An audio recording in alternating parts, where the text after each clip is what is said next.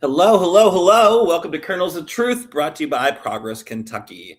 Thanks so much for joining us again this week. We've got a fantastic show lined up for you. I am over the moon about the guests we're bringing you this week. Before we get into the guests, we're going to talk about some breaking Kentucky political news, a few interesting stories, some news happening out of Richmond. We're thrilled about that information to bring you. And then we're going to be talking to poet and activist and political consultant Hannah Drake, coming to us from Louisville. Hannah is just a force across the national political landscape. But we're going to have opportunities to make change in this really, really important time. So thanks so much for joining us again. Should be a fantastic show with you. Before we get into it, I want to make sure that you're here for the right reasons. You're not just here for your, Kentucky political news rundown or cool, famous people to talk to, but you're here to make significant, real political change and working to help take Trump's power, right? So we know we need to make a difference here in Kentucky. The status quo is not acceptable. Progress Kentucky is going to be focused for the next year on flipping the Kentucky 6th district, as well as key state house seats that are within the 16 county congressional district. We've got 4 great candidates running for the 6th, but we are looking beyond the primary, working to shift the electorate who will ultimately show up next November. Really a big job. It's going to take a lot of volunteers. It's going to take time, a lot of resources. We really do need your help. We had an amazing Flip the 6th campaign volunteer event at the Lexington West 6th Barrel Room earlier this month. About 50 folks came out. We were like standing room only, or like ran out of sitting room, basically, coming together to write postcards to voters that need engagement, that need dialogue, and need encouragement to show up for the next November's election. If you want to help out, please make plans to join us next month. We're going to do the first Monday of the month. Or you can reach out before that and we can help get you set up to start writing postcards to your neighbors. But January 5th will be our next first Monday of the month event. We will be back at West 6th Barrel Room, so in Lexington. There's a mobilized event to sign up, but I hope you'll help out, right? And if your handwriting is too illegible to be helpful, I get it. Please make a monthly contribution right now via our secure online website, Act Blue, to help turn Kentucky 6th purple. $6 a month, $16 a month, $1 for every county in that district, or $600 one-time contribution. Do whatever you can do. We appreciate all of it and encourage all of it. So thanks. Now let's check in with our co-hosts. Let us know who you are, where you are, and who is on your biting list. So I'll start. I'm Aaron right now in Washington, D.C., here for some work stuff. But on my biting list, and this is probably a reflection of what I've been doing all day today, but my biting list is populated by the Ohio senator, neighbor to the north, Bernie Moreno, former car salesman, I guess, made a fortune selling cars. He says that we, the U.S., were duped by China to start building EVs. Kentucky is, of course, one of the largest EV battery manufacturing states in the country, with over $10 billion in corporate investments focused on building the U.S. EV manufacturing supply chains that we need to compete with China. But this big dummy thinks we should never have built these factories. And of course, these tens of thousands of jobs, I guess, are what? A bad idea? So it doesn't really make any sense to me that this guy's saying we were duped. They definitely have a head start and a bit of a manufacturing advantage, but we cannot cede the landscape to China. That is ridiculous. All those EV manufacturing jobs would just evaporate if we let China kind of run the EV universe. So, heard that news, got to put them on the biting list. And Ohio, of course, they're probably just jealous of Kentucky's EV battery factories that our governor, Andy Beshear, landed over the past few years. But really dumb idea. So let's check in with our co-host. Let us know who you are, where you are, and who is on your biting list right now. Chris Priest, are you there? Yeah, I'm here in Berea, Kentucky. The weather looks really nice right now. So my biting list is the the one and only Pete Hegseth, our Secretary of War, who has decided to hijack a oil tanker outside Venezuela. I guess we're doing Iraq 2.0, but in Venezuela. Um, so yeah, all that America first, I guess, is really about let's go get some more oil. Yeah, that, while it's surprising to me that we have taken over a Venezuela oil tanker, clearly the oil being the motivation, I think, makes way more sense than these, like, drugs that probably aren't even really coming to America. And, that just seems, it's like, oh, they finally let slip what the real motivation was. Oh yeah, on all the far right news channels, they're talking about how mineral rich Venezuela is. So yeah, that's they're trying to steal their cookie, and which is sickening. We have one planet, we can share resources, we can be a lot better than this. We don't have to be just a big corporate run slosh pit of despair. No, slosh pit. No one wants to be a slosh pit of despair. I feel like your sump pump experiences are coming through. But all right. So, Kimberly, I see you there. Who's on your Biden list? Well, first of all, hello everyone to our viewers and listeners. And I'm coming to you live from Louisville, Kentucky, Jefferson County. And my Biden list today is the Republicans in Congress. We've already seen how they will allow the executive branch of the no type of president that we have more and more and more power. We know how that went down with the Supreme Court. We know the powers that they are allowing him that he is not supposed to have. And just in case people don't know this, the constitutional role of Congress, in case everybody doesn't know exactly what they do have power over, not the executive branch, but the actual legislative branch. That's your Congress.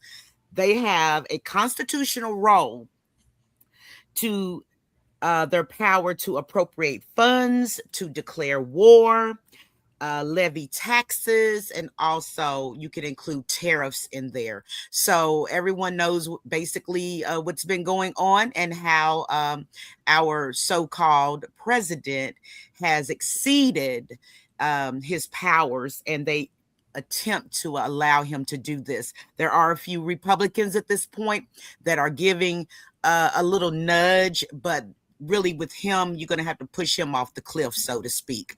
So we don't count them because their voices are not very much heard. And I'm sure that they're scared as well. But yeah, they would be on my Biden list. They're going to keep giving this man power, keep turning their heads when he does the most. And we're going to continuously be in this cauldron, I guess you could call it, of just every day it's something. Back to you, Aaron. Yeah, it is. I'm in DC. I just actually walked from the House side to my hotel, which is on the Senate side. So I got to walk past the Capitol. The lights are on. There was actually members were driving up for a vote, and it inspires me, right? I love being at the seat of our democracy and seeing the buildings and the majesty and the it's inspiring. But then you think about oh yeah, these are the clowns that have given up all their power so that the Trump administration can advance their authoritarian, and they're just a rubber stamp on what is some of the worst ideas ever about our political system, right? So this leaping authoritarianism empowered by that Congress. And it's like first I'm inspired, then I'm infuriated. So yeah, I feel you, Kimberly, for sure. All right, folks, let's do our news of the week. We got some important stories to bring you right now. I think the first story is coming to us from Kim. Yes, and I got all of this wonderful information from the Kentucky Lantern. We love them. They're very thorough in their reporting, so they're pretty much trustworthy. So you all go check them out, the Kentucky Lantern. But our governor is now urged to order a moratorium on utility disconnections through the winter. Normally, you don't think about this that much because there's always some type of program that's happening to help families in need pay for their electric and gas bills. But this year could maybe be a little bit different than what we know it to be. So there is a coalition of advocacy groups right now that's really urging our government to halt utility disconnections in Kentucky until March. I don't know how that's going to go with these companies, but this is what they're wanting the governor to do. The groups are led by the Kentuckians for Energy Democracy. They gathered in front of the state capitol in Frankfort, urging our governor to issue this. But there is some uncertain future, as we well know. It all kinds of collides together, I guess you could say, with the federal housing and the food assistance. Because I know you all heard about these states that are not complying with the Trump may have some difficulties down the line giving out food stamps, or rather known as SNAP, to people. So heating and air comes into play with that as well. So they did a call to action during the record-long federal government shutdown earlier this year, but there was a release from the coalition. And let me tell you who the coalition is. You probably heard of some of these organizations and may not have known that they work upon things like this, such as the Metropolitan Housing Coalition, the Kentucky Conservative Committee, the Sierra Club Kentucky, Vocal Kentucky, Kentuckians for the Commonwealth, and a plethora of others. They want a reprieve from the recent government shutdown, and it doesn't change the dire situation that many people are facing this winter amidst rising electricity and other costs. They're also saying that no one should have to choose between groceries, buying medicine, or keeping the heat on.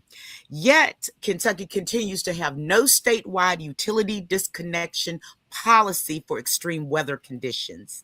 So, some of the advocacy groups during the past legislative sessions in Frankfort have been supporting state legislation that would prevent disconnections during extreme weather. During this year's legislative session, a Democratic sponsored bill to limit when utilities could disconnect a customer, including on what the temperature is outside, unfortunately did not advance in the GOP controlled legislature. So at this particular time, they're calling upon our governor to do this. I don't think that he would be unwilling to do it, but I don't know if he would be willing to do this until March. I think that might be a stumbling block for this to go through, or for the governor to really put his stamp on it as is, I should say. So every week they're saying that that when they stall on this, more people are at risk. So these advocacy, I can't even speak tonight, okay? These advocacy groups will continue on with this work because it remains really important. Now, we also have what you want to call a challenge. I don't want to call it a problem, but we do have a challenge also because of the amount of federal funding approved by the GOP-controlled Congress for various social safety net programs to be seen. Although the Trump administration has proposed eliminating a federal program that provides billions of dollars nationwide to help low-income people afford heating and cooling costs. Kentuckians receive tens of millions of dollars in funding through the Low-Income House Energy Assistance Program. Most of you all have probably heard it called LIHEAP in the last fiscal year. So I know that my son worked for LIHEAP one year, which is most of the time in your state, in your town, it is a city job. They normally get paid through the city of which you live. And I know that it would break his heart sometimes that he would see families come in that may not have met all the criteria to get that funding through LIHEAP. And you knew that they needed it. But with cuts to the federal monies coming into Kentucky and the cuts on the nonprofits and, just cut, just call Trump the cut creator, it's going to be pretty hard, and it's going to be a long, hard winter for some of our Kentuckians. And we just want to help as much as we can. So we hope that the governor will say something, that he will do something. We know our governor to be a man that's on top of it. I'm sure this is top of his list. However, this is a personal thought, not the governor's. I want to make that clear, that up until March may be a little long, so to speak. And we don't know if the energy companies will adhere to that anyway. So back to you, Aaron. Our governor is still doing what he does. Yeah, I wonder, he didn't have a response to that, did he? No, he did not yet. And I wonder. suppose that he's not going to come out and really freely speak about this until his administration and his team is able to look over this. They're probably calling the energy companies right now, trying to work out something, negotiate something. There's a lot that probably goes into that, a lot of steps before he's going to actually speak upon that. Yeah, but it does seem like it's something that's worth pursuing for sure. And we're not members of Kentuckians for Energy Democracy, but we're definitely supporters of a lot of their campaigns and efforts, and we've had them on our show from time to time on different elements of their campaign work. But yeah, really important issue. All right, so Chris, any thoughts about the disconnection on utilities? Yeah, hopefully they can get the people the assistance they need. Certainly, it's important for people to know what resources are available to them. Actually, here in Berea, the city held it was on Monday, held a meeting for resources that were available for Bereans. I think this was primarily for the mayor to save face after booting somebody out of city council, a city council meeting when they were trying to talk about food assistance. But nevertheless, the meeting did happen, and they're trying to connect people with resources they need, which is important. I'm glad our city is doing that, and hopefully more cities will do that for whatever resources that they have to be able to help folks, let people know what's there. Yeah, no, for sure. Being connected to local resources is absolutely critical to getting through, tough times during horrible weather, right? All right, so my story is next. This is actually a powerful opinion piece that was also in the Kentucky Lantern, because we really do love the Kentucky Lantern. This is an opinion piece from Evan Hawthorne, who's a medical student at the Kentucky College of Osteopathic Medicine, which is in Pikeville. He is completing his third year with a clerkship in Bowling Green, and he's on the National Board of Students for a National Health Program, and points out that 3 Kentucky babies are now dead from whooping cough, a disease we know how to prevent. He questions what kind of society lets children die from a solved problem. And in Kentucky, we know what vaccine preventable disease looks like. Our own Senator Mitch McConnell lives with the lifelong effects of childhood polio. Public health once eliminated diseases like polio, but today that legacy is beginning to unravel. U.S. Secretary of Health and Human Services, Secretary of Health and Human Services, Robert F. Kennedy Jr. is the one pulling at the thread. So this goes through a really detailed and fairly long, just really indictment of Robert F. Kennedy Jr. So this is, I think, there's a lot of really inappropriate folks serving under the Trump administration, leading in the Trump administration. I truly believe R.F. Kennedy is one of the worst. And the fact that we put a kind of a vax just skeptic, an anti-vax, anti-science individual in charge of the nation's premier health services, the world's premier health services program, is really just shameful. I did want to point out, and not often that we give credit to Republicans in this show, except for when they're right, opposing the kind of murders of Venezuelans offshore by our military. We've given credit to Massey for being an advocate for the Epstein files, for voting against some bad policy.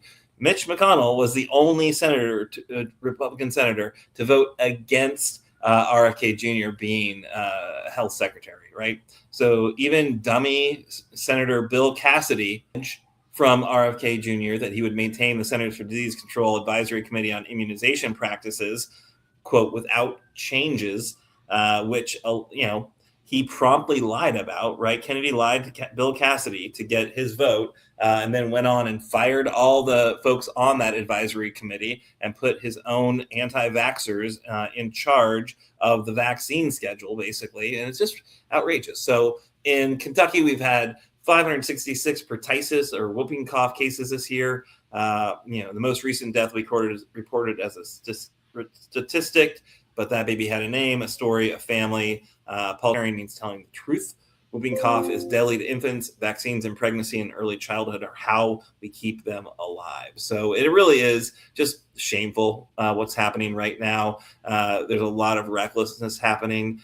He is, doing a lot to revive long debunked claims that vaccines cause autism. He's hired folks who have been given medical or lost their medical licenses because of the work they've done around vaccines, the non-scientific work they've done. Those people are now being revived and being put in charge of important studies.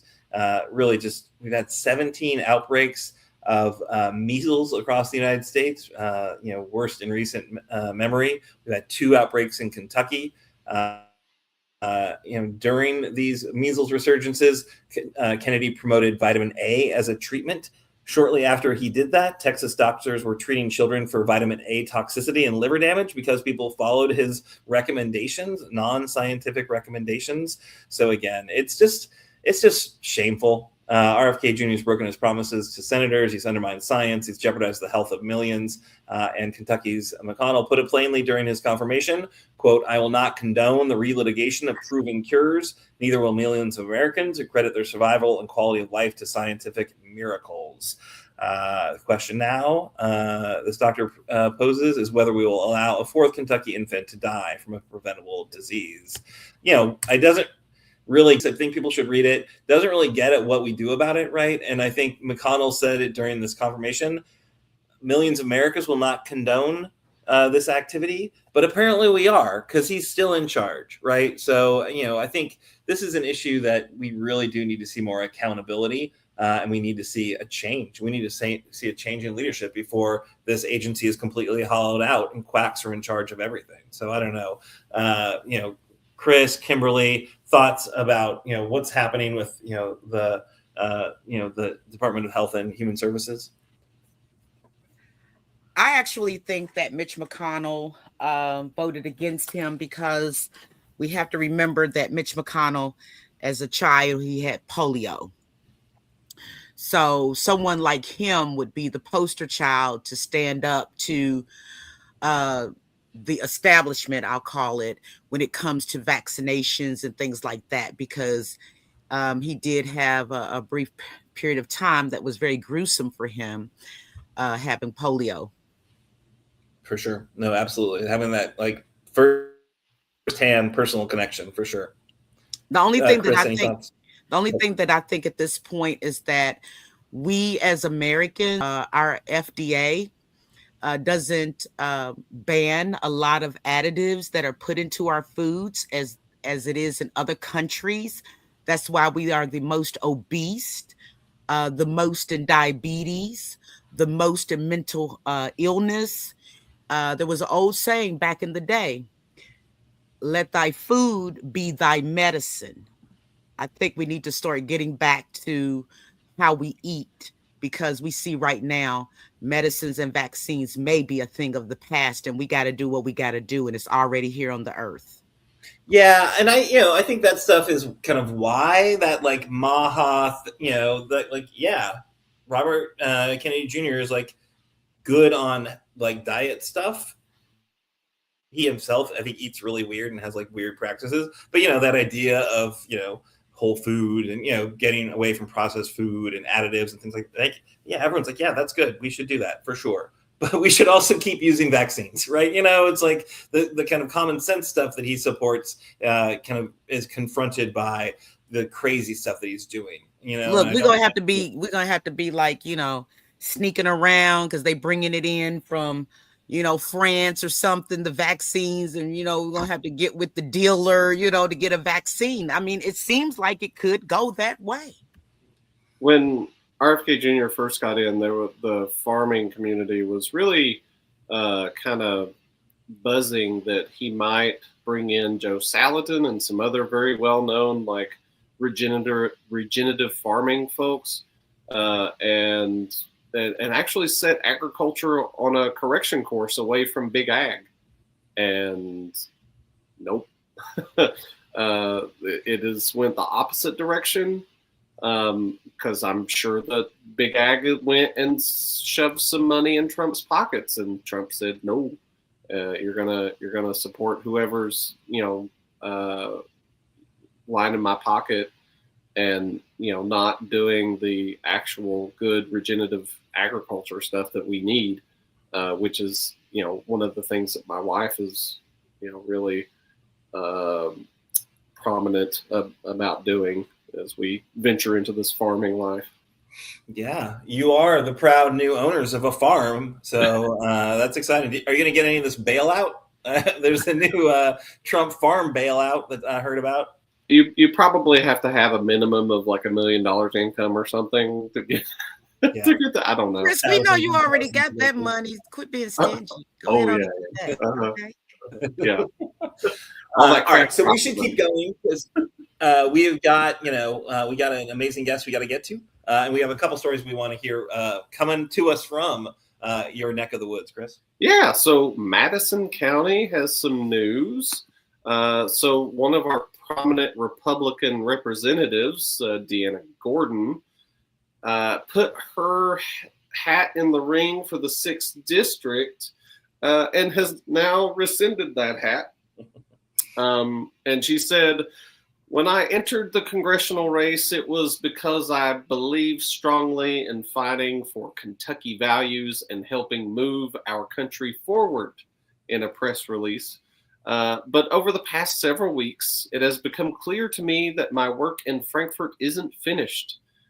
My district and our Commonwealth are facing critical challenges, and while I won't be in the fight for the 6th congressional seat, I'll be in the fight for the 81st district in Madison County and for Kentucky. And so that current Ralph Alvarado, and who was a former Kentucky lawmaker, and Republican Representative Ryan Dotson, who those two have put their hat in the ring on the Republican side. The Democrat side is quite full of a lot of different people, but the Republican side is thinning out. So when something like this happens, my general guess is that she's just not raising the money that she's expecting to raise to win this race. And evidently she, according to the FEC filings, she loaned her campaign $268,000. It'd be nice to have that laying around to, just shove into a campaign. Like when I ran in my primary, I raised about $35,000 in my bid, and it's tight, but you get out and you go and you shake the hands and you talk to people and you do all the things you can. With 268, I would have been able to run a really hard primary, and do a lot of good in that way. But I guess that's not enough money for her. Maybe the support isn't coming in. It's going to Alvarado and Dotson. So this is kind of interesting. I was hoping she would be out of Madison County politics, but here we are. What are your all thoughts? Yeah, it's a bummer because I was hoping that was going to be an open seat down there, and that maybe in the kind of Trump backlash landscape would be one that would give an open seat's easier to pick off than an incumbent, right? Right. We all know that. So, hoping that, we could get better representation in Frankfurt, but as an incumbent, she's probably like a lot safer in that seat than trying to pick up the 6th district. Although I will, as much as we love the Kentucky Lantern, I will fault them for not including Greg Plusinski in their list of remaining GOP candidates in the 6th district. We covered this when he entered in the race. He's like a bio tech thing. I don't know what his business is exactly, but he's from, I think, Nicholasville, and I don't know. He's not been making waves. I haven't, besides his like announcement story, I have not seen him in the news. But I haven't seen any of these guys in the news, really. Even Alvarado and Dotson, who should know how to work the media a little bit better. So yeah, it's interesting. Obviously, we kind of have seen a lot from the Democrats running for the 6th district, probably because we're a little more sensitive to that side. But yeah, interesting to see her drop out, and kind of bummed just because of what it means for the state house. I feel like that something you just pointed out. Like I see stuff moving around, or Democrat candidates getting out and doing a lot of stuff, trying to get their name out there and talking to people. But I rarely see Republicans doing that. Hosting some town hall thing for you to go out and meet them and talk to them, and it's always kind of like, what are they doing to get the support that they need? Apparently, they're just fundraising, right? Again, and the fact that she raised a lot of money from your perspective, but was not enough from her perspective, really just goes to show kind of what this is all about and what this race is all about. Yeah. All right. Hey, we got one more quick thing, right? And then we should jump. Right. I was going to say, pull that picture back up again. Yes, go Richmond. Go Richmond. Yes, this beautiful billboard. Your president is a felon. I've had so many people post this on Facebook. Yeah, it's nice to see. It gives me hope that for Richmond and Madison County. Hopefully, folks are I don't know if it's like it's not a new story that you're telling people. I don't know that Trump is a felon is really the thing that's like motivating people to be annoyed with Trump right now. So I'm not sure, like, is that the message you want to use? But I'm glad someone is like taking out a huge billboard and, talking smack about Trump. That's for sure. Yeah. Absolutely. Kimberly, what you got? I was just going to say, pull that picture up of the candidate again. Oh. Doesn't she look like that actress? Look at her hair and everything. You remember that show that used to come on TV? What was that show called? Do you all remember? You are going to have to help me out more. I don't know. I don't know who she looks like. Is she Punky Brewster? Yeah, was it Punky? Yes. That's her. All right. That's her.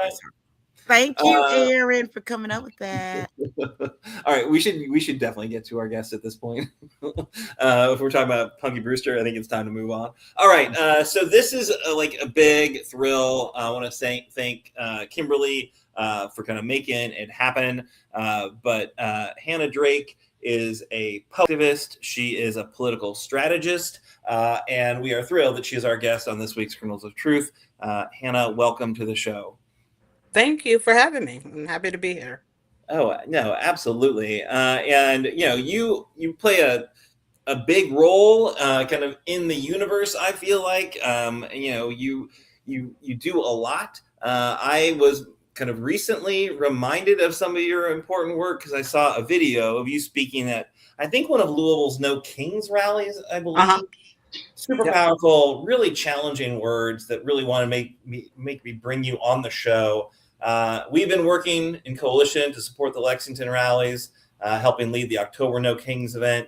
I wanted to see what role you see these mass mobilizations playing in efforts to marshal resistance to that authoritarian efforts by the Trump MAGA regime, and what led you to take part in the No Kings in Louisville. I think they're extremely important. I know when I look at other countries that are protesting, it's like the entire country is in the street. And I've often wondered, at what point will the United States, will everybody descend in the streets and really protest? I think it's great to protest. However, I think there needs to be a consistent protesting. People consistently upset. People consistently in the streets, because I think it's convenient for this administration to say, "Oh, they're going to protest on Saturday and they're going to keep making policies," you know. And so I think it's good to show a good number of Americans are angry and they're upset enough to be out in the street. And we need to be at the point where we're angry and upset enough that you're out in the street every single day. Yeah. It's so hard, right? There's like, because there's so much to be mad about. Yeah. I don't know. And your point about like, yeah, people just, everyone comes out. Yeah. Like, we worked really hard to get who we got out. And it was like over 10,000 folks in Louisville, like, 7,000 to 9,000 folks in Lexington. I think overall across the course of the state, we saw about 34,000 people protest, which we were like astounded at seeing some of these small town protests pulling out thousands of people, which is really awesome and amazing. But yeah, it's like, how do you keep it up? How do you like make an impact? I don't know. It's a challenging time. And I don't know, like, any thoughts you have about how you keep it up, how you build it up, and why you got to keep doing it. It is challenging, and the audience may not like this, but it's simply the truth. You're going to be inconvenienced. You're going to be inconvenienced.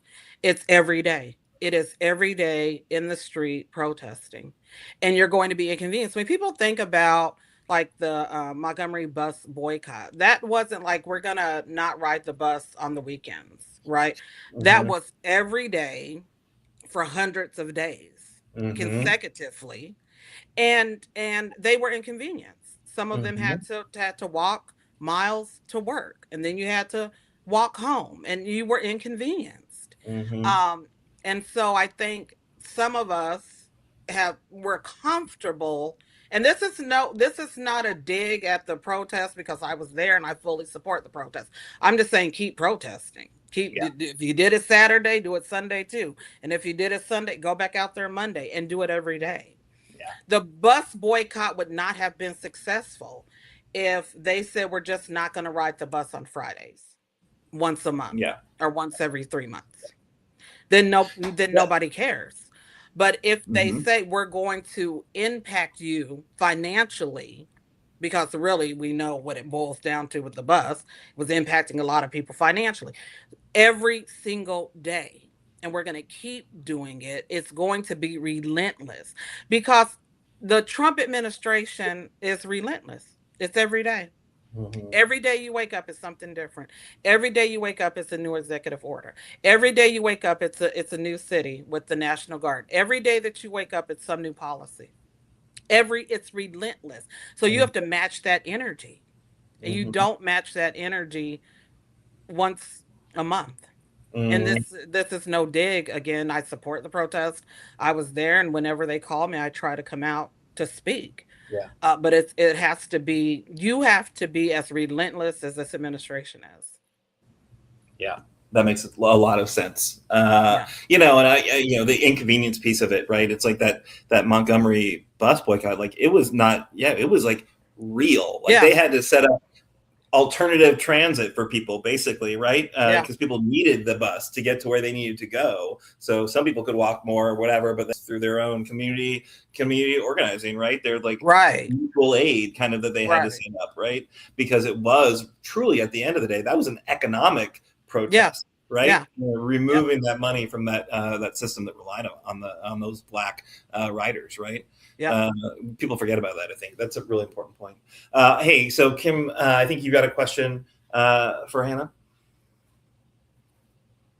Kim, you're on mute. Of course. What would it be, kernels of truth, if Kimberly did not forget to unmute herself? Okay, I'm Staley over here talking. So I do, at the end, I do have a couple of comments to make upon that first question that Aaron asked you. But My specific question that I have for you today, Miss Hannah, whom I love so much and admire. I mean, I love you back. I know you do, girl, because you know I love you. I got backup today. So, look, we've seen growing opposition to the Trump administration. Mm-hmm. Okay. Be that in his 40% approval rate, which is probably going to go down some more, Mm-hmm. or the election outcomes delivering big losses to the GOP. Yep. What's your take, Hannah, on how he's seen in Kentucky these days? Should we anticipate opportunities in Kentucky in 2026? I How think, does her lens as a strong Black woman inform your view of Trump, and how do you see your community responding to him? Well, how do we see our community responding to him? I think across the nation, the GOP should be concerned. The thing is, and sometimes you just overplay your hand, and GOP certainly overplayed their hand. And you know me, I have to be honest. It's how we got to where we are today. A lot of people are comfortable with things as long as it only happens to Black people, and they're comfortable with things as long as it's brown people, and they're comfortable with it as long as it's the LGBTQ community, right? But typically they're just comfortable with it, and we saw this with certainly all the DEI stuff. The DEI stuff did not just start happening when this administration got into office. It was happening beforehand. They started this in Florida. This started with the Stop Woke Act. Okay. And so Black people were yelling then and screaming then, something is happening here. It's happening in Florida, and it will take place across the nation if we're not paying attention. Right. And then it was kind of silent about that. Okay, it was just fine. And then they were snatching, and they still are snatching immigrants off the street. And a lot of people were silent about that. And then people said, wait a minute, it's only a matter of time before they start snatching anyone off the street. And then we saw that happen. It's always only a matter of time with this administration. And sadly, a lot of people thought they would be okay. And now they see you're in the boat with us. It's everybody. Everybody's being impacted. When you seek to harm Black people or LGBTQ people or disabled people or brown people, you are going to end up hurting yourself, because Dr. King said we are inescapably intertwined. We cannot get away from each other. It's just the way America is set up. So when you start hurting Black people, eventually it's going to be at your doorstep. And now it's at the doorstep of a lot of people who didn't anticipate it being at their doorstep. You all were talking about farmers earlier. And now farmers, it's like the light bulb came on.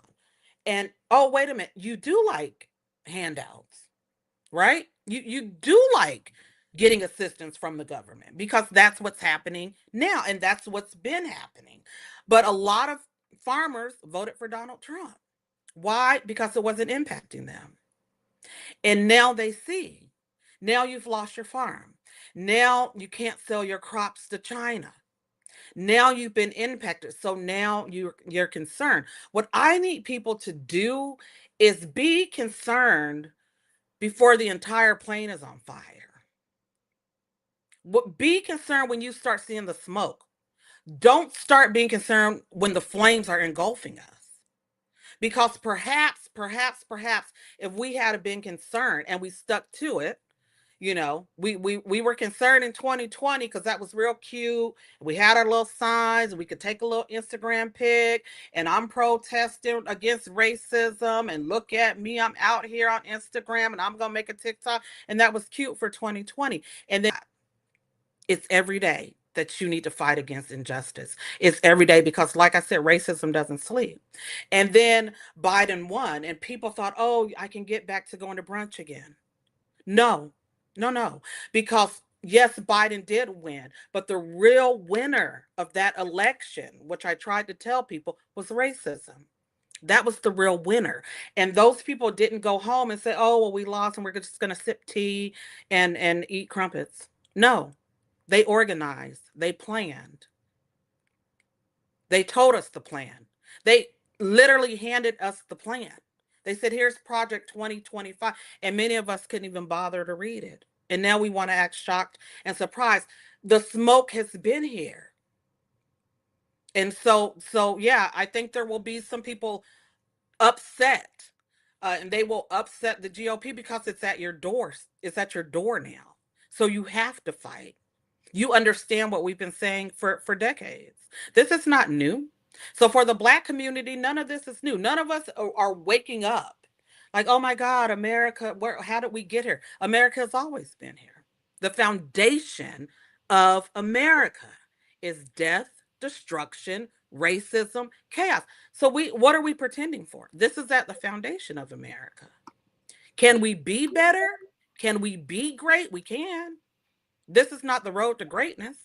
This is not it. The road to greatness is unity. The road to greatness is justice. The road to greatness is looking out for your neighbor. That's the road to great. The road to greatness is healthcare. That's greatness. The road to greatness is not turning off people's heat in a cold snap. That's the road to greatness. So do we really want to be great? Do we really want to do the work to be great? That's the question for America. That's the question for voters. Do you want to be great, or do you want to keep living like this? This to me, this isn't living. That is true, Hannah, because you and I, we know from the moment we came out of our mama's womb, it was on. Yeah. It's been on like this, but it's very hurtful to see at this point, being a Black woman such as yourself, that we are just going all the way backwards. When I came out of high school, a lot of racist things were done to me. I didn't even know it was racist. Like my prom. I graduated in 85. So the white girls were still wearing Southern Belle. You know, the plantation with the crinoline and everything. And, we didn't think anything was wrong with that until later on. Yeah. Which is a tragedy within itself. But I'm going to let Chris get ready to ask you a question, but I want to put this on your mind when you talk about consistency, because I think that's what you were saying earlier, consistency. We need to be consistent. But I know a lot of Black people are scared of getting rounded up in ICE because they're getting American citizens. They're writing names of all of us. They're probably writing names of us on this show and everything else, and that's fine. But look at Target. Yeah. They predict within the next 3 years, Target will be no more. They'll be bankrupt. Yeah. And it came from consistency of us not shopping there. So if we can bring down a Target, I'm pretty sure we can bring the government where it needs to be if we're consistent. Yeah. It's the consistency and unity. And that's what scares a lot of people in leadership, is what could, and I'll just look at Kentucky. What could Kentucky be if our urban and rural really stood together? If we really fought for each other, not fought against each other, but we stand together. What could Kentucky really be? What could we really be if we stood together to challenge the leadership? What could Kentucky really be? That's the part that I think scares people, is us getting together, that part. And so we spend time, it's the Republicans against the Democrats, and it's MAGA against this, and it's liberal this, and it's that, and it's black and white, and it's all of that. What if we all just stood together and realized we aren't each other's enemy? What could we really be then? And I think some people in leadership are afraid of that, very afraid of that.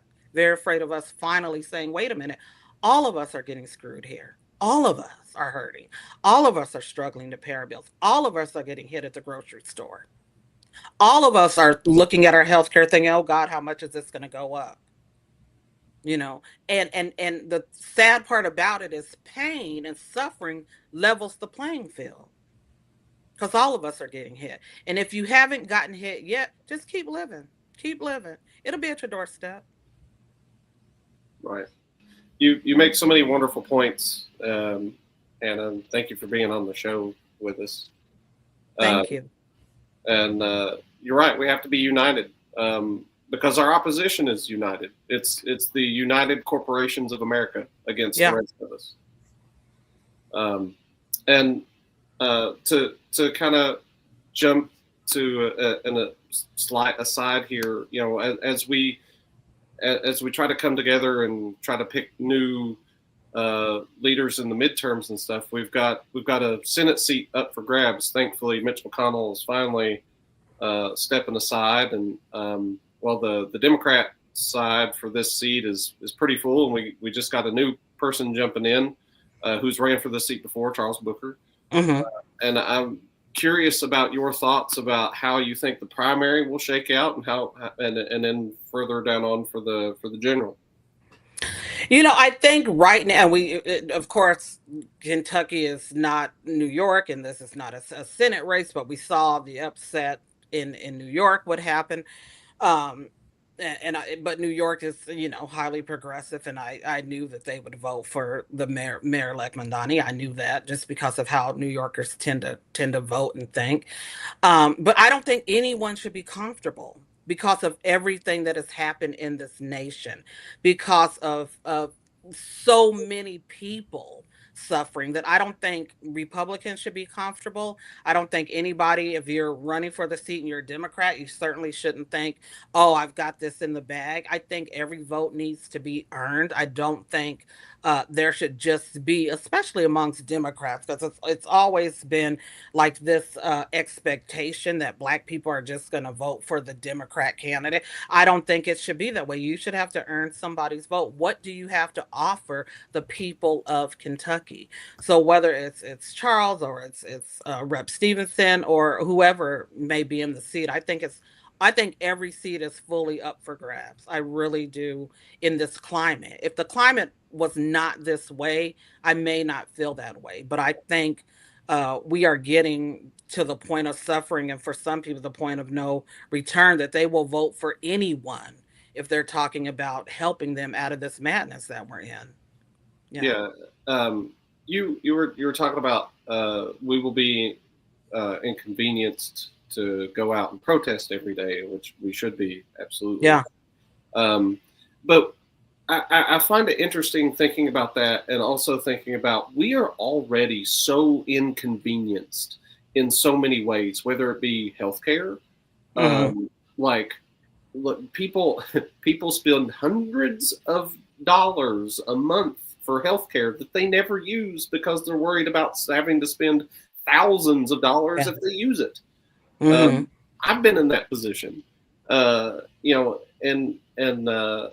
so that's a huge inconvenience. I need healthcare that will try to keep me healthy and not going to cause me to go bankrupt.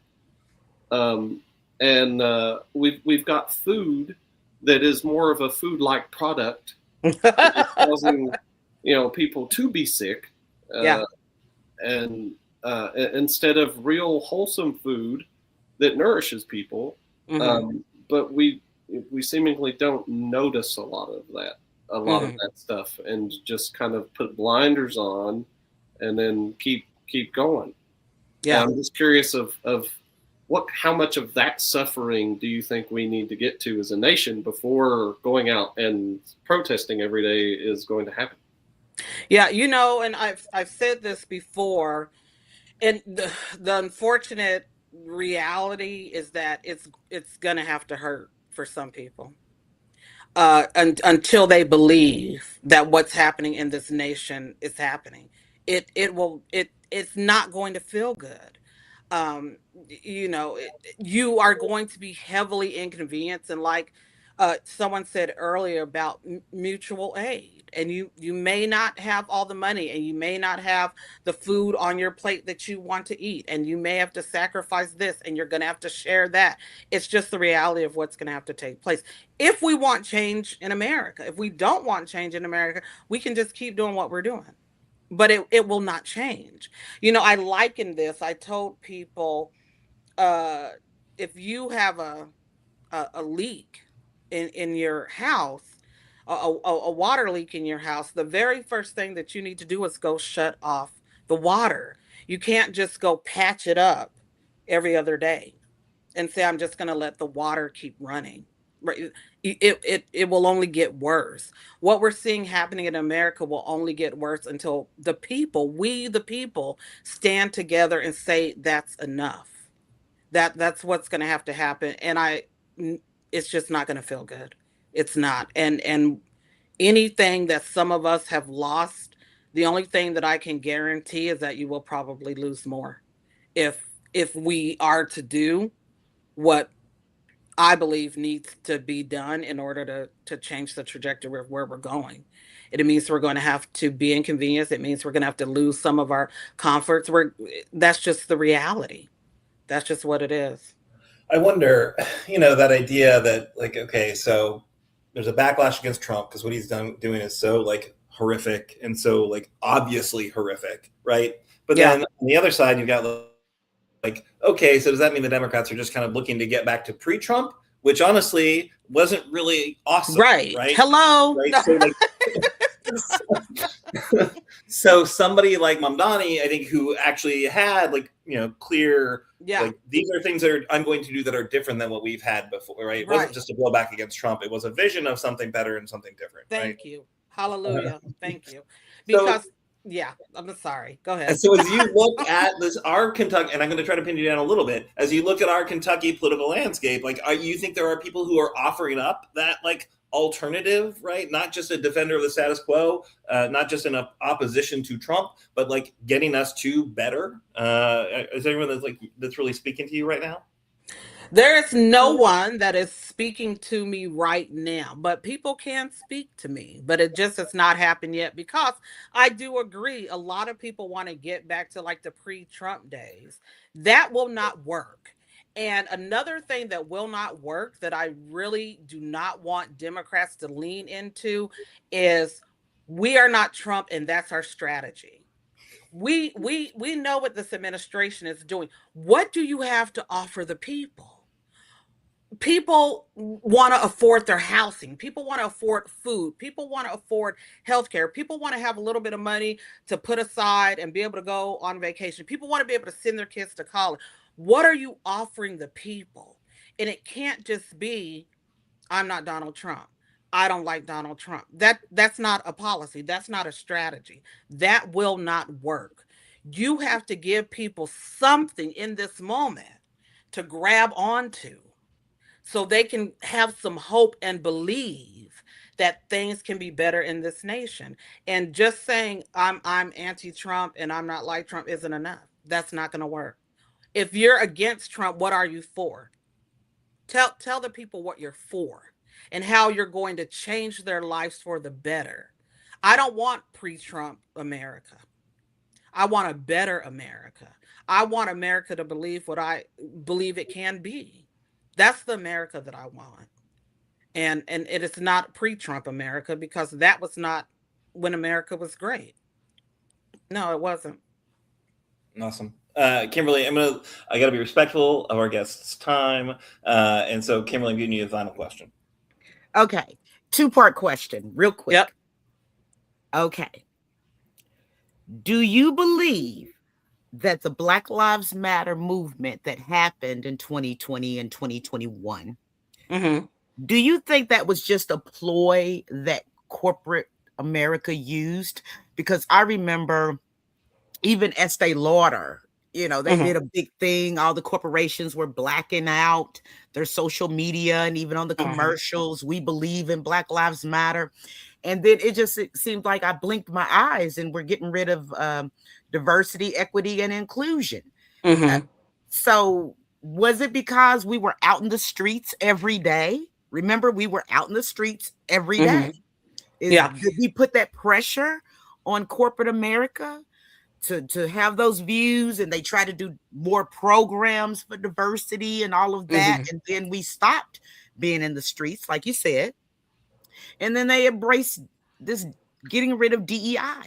And then the second thing I want to know from you, do you believe that Congressman Morgan McGarvey has done enough since his vote?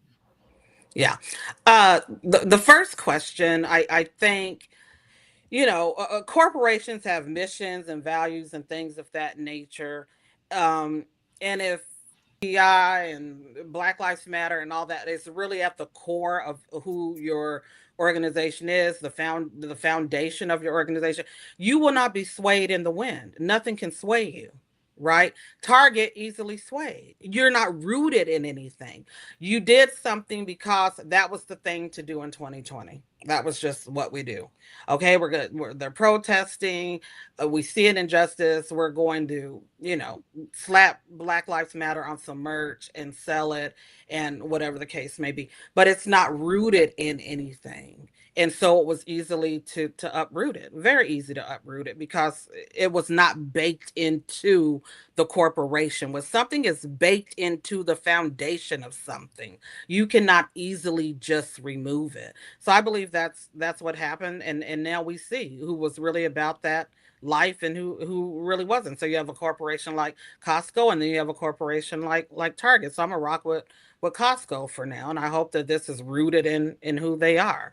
And as far as Rep McGarvey, people saw my comments on social media with his vote on that proclamation or whatever it was called. Very upsetting. So no, he's not done enough. I'm not going to forget it. Um, I I am stunned to show up at a black church after this vote to say what? To do what? I'm confused with that. So no, that enough hasn't been done. And even apologizing at this point, apologizing for the vote or trying to walk back the vote, it's already done. The egg has already been scrambled. You've already done it. And when the rubber met the road, it was not rooted in your foundation. If it was rooted in your foundation, you wouldn't have voted the way that you did. And this was, in case folks missed it, this was a proclamation kind of honoring Charlie Kirk. Correct. Right? Mm-hmm. That he, Morgan McGarvey, voted in favor of, and then after the fact got a lot of blowback. Why would you be honoring a racist? And then he's been kind of in damage control in response to that, right? Yeah. Yeah. And I'm not going to soon forget it, because when it was time to stand up, as someone that is in DC to represent people that look like me, you did not stand up. And this is not the time for lukewarm activism and lukewarm policies. This is the time that you are either hot or you're cold. Pick one. But lukewarmness is not going to do it. Awesome. So Hannah, thanks again for joining us. Thanks for your whatever it is, because I think it's inspiring and challenging, and exactly the truth that so many of us need to hear, especially folks on the left need to hear this to be challenged. Anything you're doing right now that you want to share with folks, or anything you want to plug, or anything you're excited about right now? Unknown project. I'm sorry. I'm always going to talk about the Unknown Project. It is a project that myself and Josh Miller started to honor the lives of enslaved people in America, in the global African diaspora. Certainly, just to add real quick, I believe so many of the challenges that we face in America can be traced right back to the history of enslavement. So I think it's very important for people to learn about the past so we can start doing something better for the future. Awesome. Exactly. So awesome. Hey, Aaron, can I just tell her this one thing? Miss Donna Thompson Mears has been commenting on the show tonight. She's a wonderful fangirl of Miss Hannah Drake, and she put here, Hannah Drake is a wonderful follow. I listen to what she teaches, and I am becoming a much better person. What she has to say is fact. It's not always comfortable, but fact. It's our job to listen and learn. Awesome. I think that was beautiful, Hannah. Thank you. Thank you so much. Yeah, Donna thank Thompson you. Mears. So honored to have you join us. Come back whenever. And also, it's a little inconvenient, but the next time we have our mass mobilization in Lexington, we would be absolutely honored if you could come and speak to us for sure. Thank you. Thank you. All right, so we need to close out the show. We've got a lot of amazing, I hope everyone had a great time listening to Hannah. Again, thank you so much, Kimberly, for lining her up and bringing her onto the show. Could you do us the honor of closing us out tonight? I sure can. It has been quite a pleasure having Hannah on. I always learn so much from her. She's so well versed. She's not just Kentucky, she's not just national. This young lady, because she is younger than me, is international. Believe it or not, she is international and very well sought out. So it was a pleasure and an honor for her to come on our show tonight. So, let me do the disclaimer. Progress Kentucky is a nonprofit organization registered with the Kentucky Secretary of State and organized as a 501c4. We are affiliated with the Indivisible Project and Common Ground Kentucky Action, and we're also proud members of the Forward Kentucky Network. Progress can educate, organize, increase voter turnout, and advance a progressive agenda through civic engagement. Please join us for our next show on December the 17th. We'll be joined by our author, Vanessa Williamson. She is the author of her new book, The Price of Democracy. Go ahead on and buy that book right now. You can order it on Amazon so you can follow along with us by next week. Great read, I'm telling you. Which this book looks at the importance and power of taxation. Production of episode 239 was by our own Miss Annabelle, aka also known as Annabella Nagel, and she's also great and wonderful, and who is also our Flip the Sixth campaign director. We absolutely love this amazing young lady. Nate Orshan wrote and performed our theme song. You can find more information and music at natosongs.com. Everybody do it with me. natosongs.com, Nato songs.com. And if you miss our weekly live stream on Facebook or YouTube, audio podcasts and our show notes are always available on Apple, Spotify, and just about wherever you get your podcast. And when you do listen to us, please, please, please, we beg of you, give us a 5-star review. You understand the algorithms, ever you may listen. Hey, to all of our listeners and viewers, we really appreciate you as we move into the new year. Make sure to take care of yourself, and we'll see you back next week, same channel. Have a great rest of your week.